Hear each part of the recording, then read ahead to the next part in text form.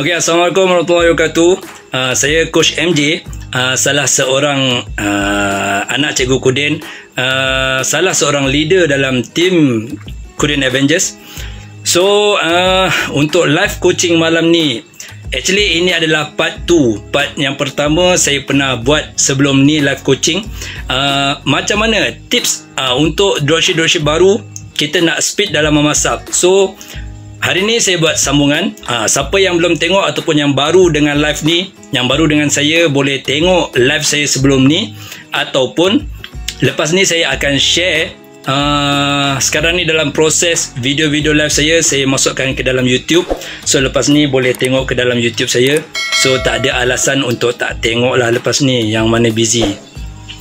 So first sekali, korang semua apa khabar? Saya doakan korang semua diberi kesihatan yang baik lah. So, sambungan pada malam ini, tips macam mana dropship baru nak grow ataupun nak speed dalam memasak. So, ini saya tekankan, saya fokuskan kepada dropship yang baru lah. So, yang pertama, hai Azlin. Okay, tips yang pertama untuk malam ni, ini adalah sambungan. Tips yang pertama, tolong jangan cepat give up. Okay, jangan cepat give up. Jangan cepat menyerah. Kita dalam bisnes ni tak ada benda yang datang secara, mungkin ada kadang-kadang yang rezeki tu datang mencurah secara tiba-tiba, tapi kita dalam bisnes kita jangan mengharapkan benda tu datang segera kalau kita ni masih baru. So kenapa dropship baru, ataupun saya tekankan kepada dropship baru ataupun kepada kita yang dalam bisnes ni, kita ni mudah give up. Kenapa kita mudah give up? First, sebabnya adalah expectation kita yang terlalu tinggi, expectation kita yang salah, expectation kita yang di luar jangkaan. Maksudnya expectation kita boleh saya katakan yang merepek sebenarnya. Antara contoh-contoh expectation yang di luar jangkaan ataupun yang salah adalah okey, kita baru start bisnes dalam tempoh sebulan ataupun 2 bulan, kita dah expectation kita buat dalam sebulan 2 kita dah dapat income yang ribu-ribu. Ada tak mustahil lah ada, tapi bila kita terlalu expect benda tu berlaku dan benda tu tak berlaku, benda tu akan membuatkan kita give up. So moral kita akan down, benda tu yang membuatkan kita give up.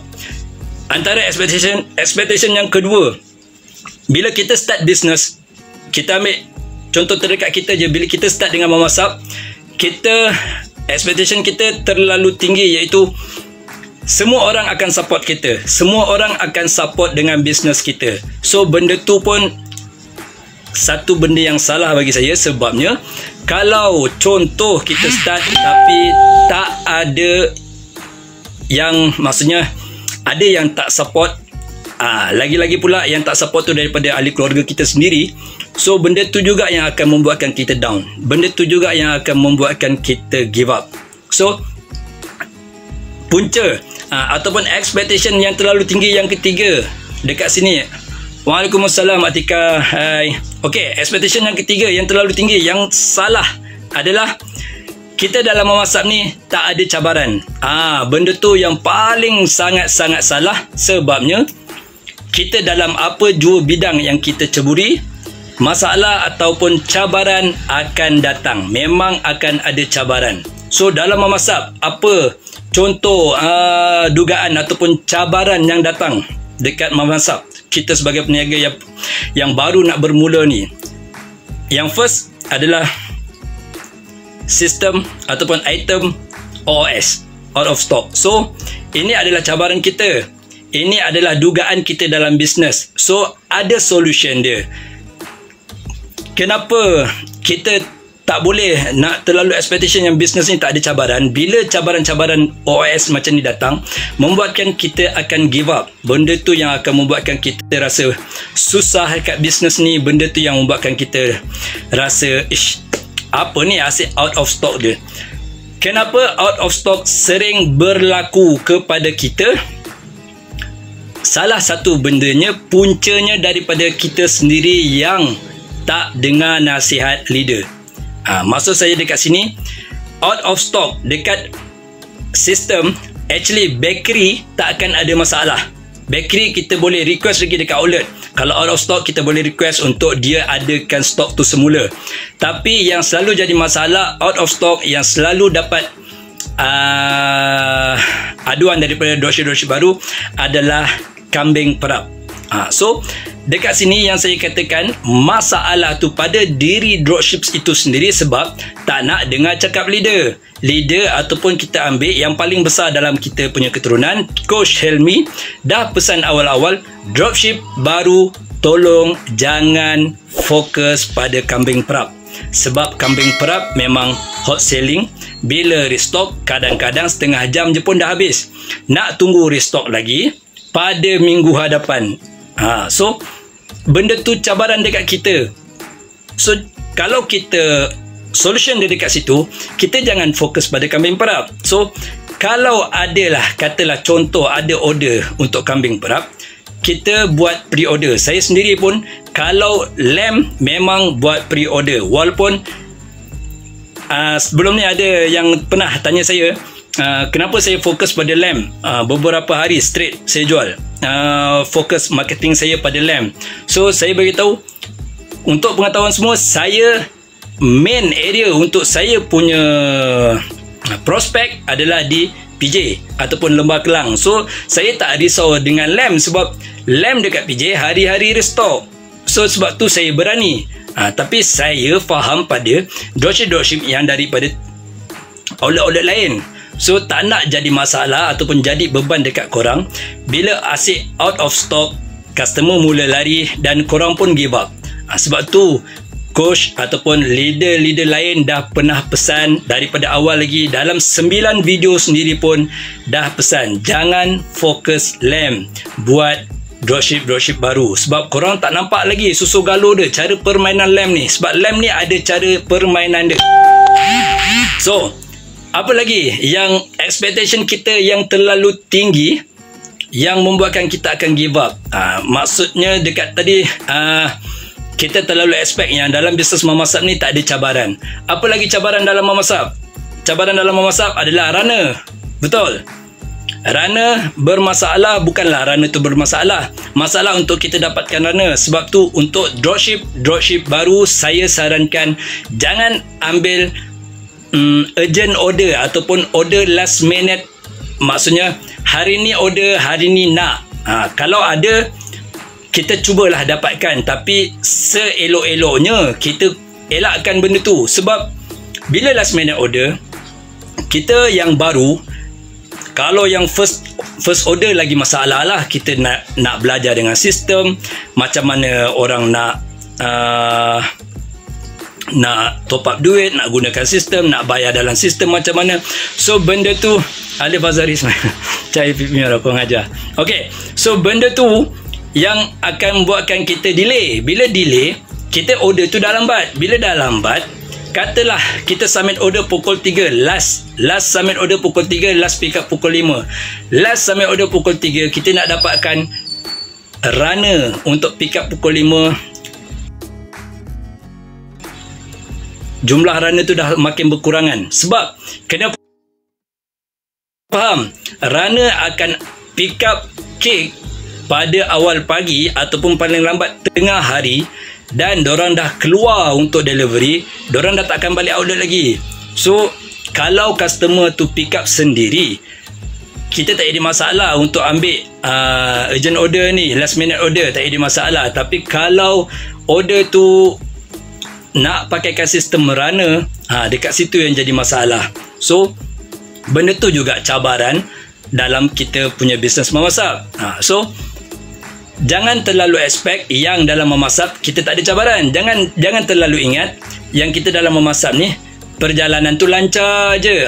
Korang tengok yang dah berjaya tu, tapi korang tak tanya macam mana dia boleh sampai ke tahap itu. Kita boleh tanya Cikgu Kudin macam mana dia sampai ke tahap itu, macam mana susah struggle-nya dia pada mula-mula menjadi dropship. Kita kena tahu susu galur tu, perjalanan mereka yang dah berjaya. So kita jangan terlalu expect yang benda ni senang. Bila terlalu expectation kita terlalu salah, terlalu tinggi, bila benda tu jadi dekat kita, Itu yang membuatkan kita give up. Dan bila kita give up, kita stop. Bila kita stop, habislah. Rezeki dah ada depan mata tapi kita stop sebab kesalahan kita sendiri. Okay. So, itu adalah tips yang pertama. Jangan cepat give up ataupun jangan mudah give up lah. So far ada apa-apa yang tak faham tak? Sebelum saya pergi kepada tips yang kedua, saya malam ni rushing sikit sebab kita nak bagi laluan dekat korang semua. Join Zoom Cikgu Kudin. Tolong join. Jangan ngelak lah kalau boleh join. Boleh? Okay. Kalau tak ada apa-apa soalan, saya teruskan kepada tips yang kedua. Tips yang kedua adalah macam mana dropship baru nak grow dalam WhatsApp. Macam mana dropship baru nak speed, nak grow, nak cepat naik agent. Tips dia senang sahaja. Satu perkataan sahaja, iaitu redah. Apa maksud redah? Redah maksudnya redah.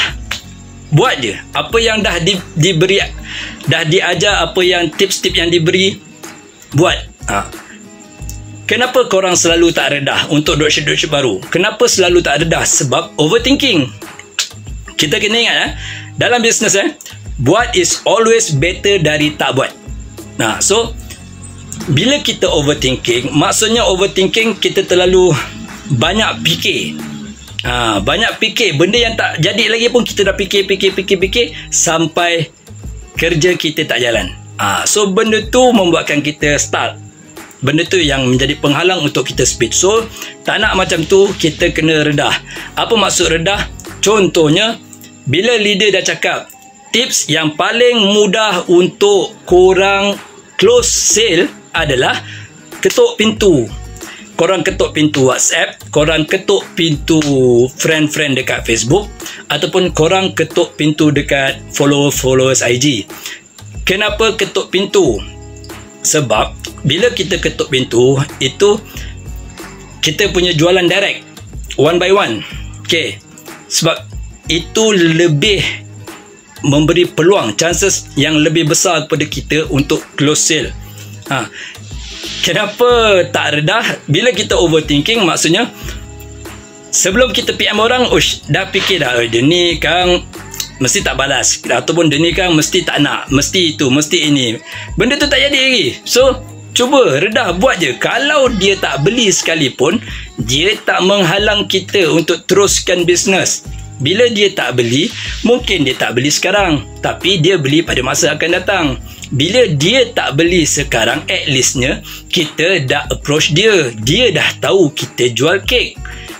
Bila dia dah tahu kita jual kek, sekarang dia tak nak, mungkin minggu depan ataupun bulan depan atau tahun depan dia nak, dia akan cari kita sebab dia dah tahu kita jual kek.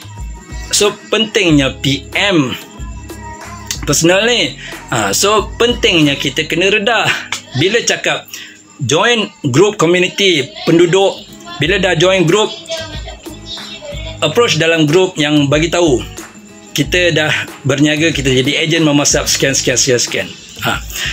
So yang penting bila PM ada syarat-syarat dia. Kan saya dah pernah bagi tahu sebelum ni, ataupun Coach Elmis ni pernah bagi tahu, bila kita nak PM orang, kita jangan spam.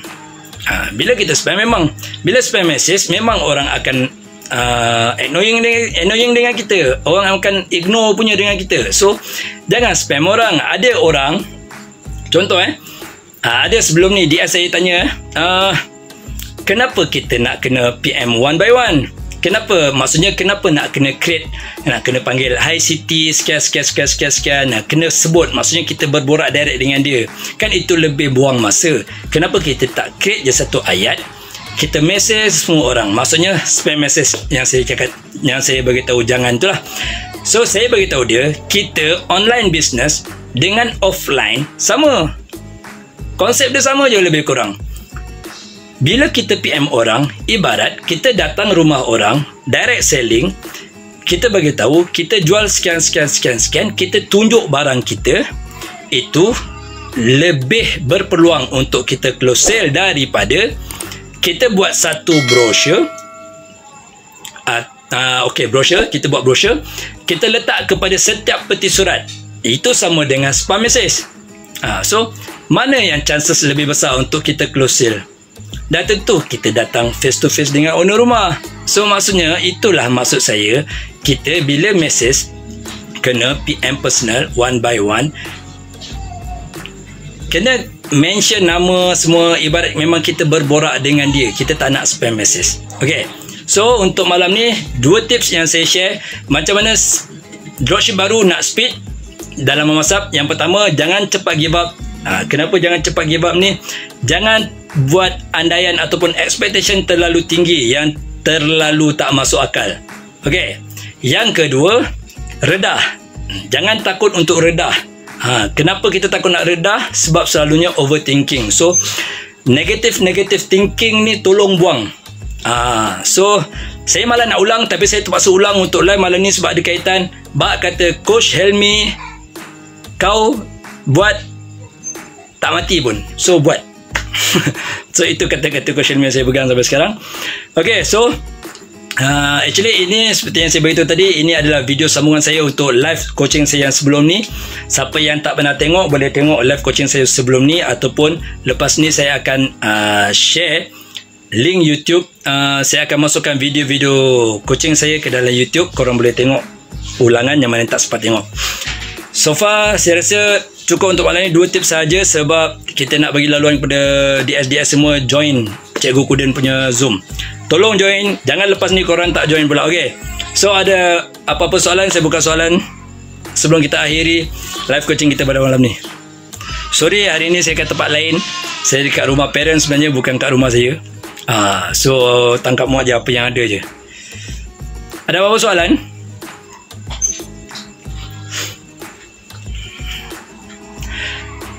Okey, kalau tak ada apa-apa soalan, saya doakan supaya semua yang tengok ni ataupun semua anak-anak DS saya berjaya dalam memasak, dimurahkan rezeki, korang hit agent, lepas ni boleh jadi leader dan terus grow dalam memasak. Okey, so semoga short live saya malam ni dapat memberi sedikit sebanyak manfaat pada korang semua. Saya ucapkan terima kasih kepada semua yang menonton, semua yang dapat korbankan masa untuk tengok live saya. Terima kasih banyak. Sama-sama Atika. So jumpa lagi untuk live coaching saya yang seterusnya, insyaAllah dalam minggu ni juga saya akan aturkan masa dengan Cikgu Kuden. Jumpa lagi untuk next video. Semoga korang sukses. Keep promote, keep work, jangan stop, jangan lengah. Tak ada masa untuk, maksudnya untuk rehat dalam bisnes. Kalau nak something result yang best, kena buat kerja best lah. Okay, so itu saja. Jumpa lagi untuk next video. Assalamualaikum, selamat malam.